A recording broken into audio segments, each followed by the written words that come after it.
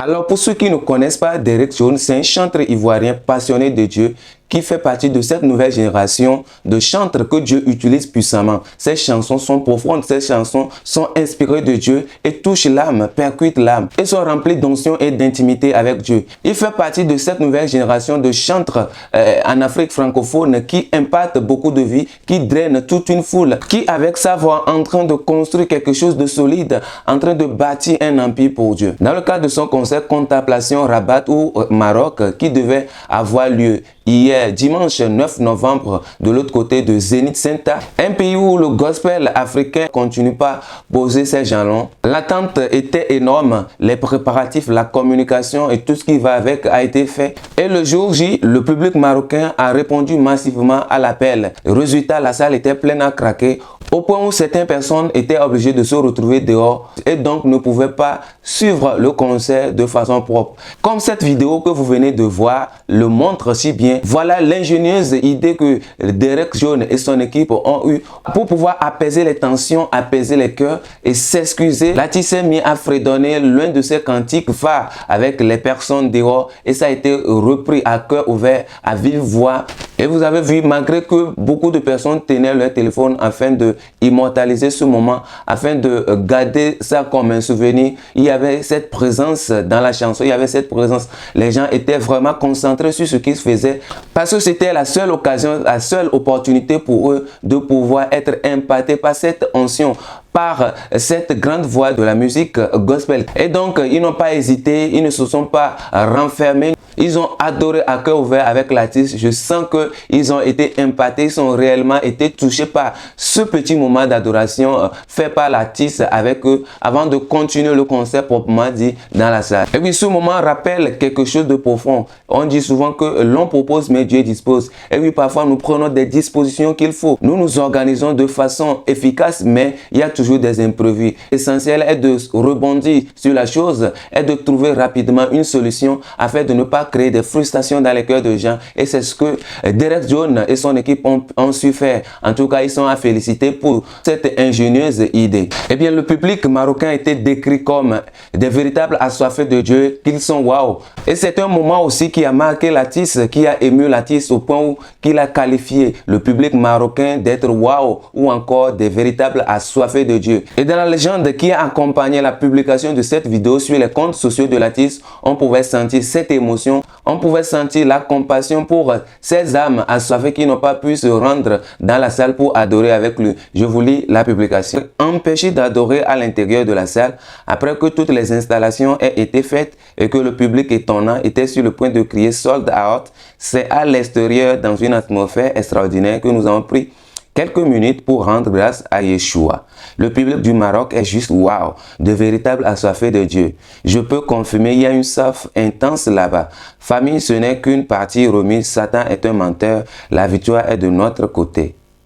En tout cas, pour Derek Jones, ce qui s'est passé là-bas n'est pas vraiment un incident, mais plutôt un signe que Dieu est en train de réveiller la soif des nations à pouvoir l'adorer. Et donc, ce n'est qu'une partie remise. Je pense que l'équipe de Derek Jones va pouvoir reprogrammer ce concert et désigner un autre endroit beaucoup plus spacieux afin de pouvoir endiguer contenu beaucoup de personnes. La soif est intense aussi bien que l'étancher de façon intense. Ce qui touche le plus, c'est de voir comment Dieu se manifeste parfois là où on s'y attend le moins. Et oui, le Maroc n'est pas forcément un pays où on parle du gospel africain, mais regardez comment les gens ont soif de la présence de Dieu. Les gens ont levé la main, ont chanté, ont fredonné ce cantique pour dire à Dieu qu'il est le seul Yeshua, il est le seul Seigneur.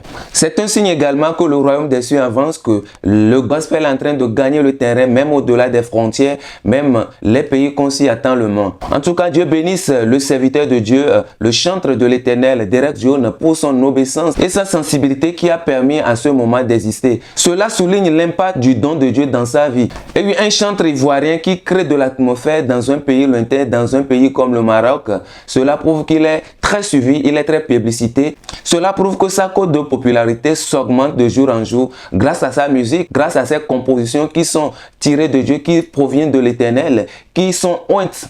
Son geste d'humilité et d'humanité est aussi à saluer. Il aurait pu se concentrer sur le programme, sur le concert avec ceux qui étaient déjà dedans, mais il a préféré, il a choisi aller vers eux afin de partager un petit moment d'adoration, histoire de s'excuser, histoire de leur dire que ce n'est qu'une partie remise et que ce concert allait être reprogrammé pour pouvoir mieux adorer avec lui. Et là, il a emboîté le pas de Jésus-Christ qui allait vers les oreilles, qui allait vers ceux qui avaient faim de la parole, ceux qui avaient soif de la parole de Dieu. Et donc, il est à féliciter pour ce geste.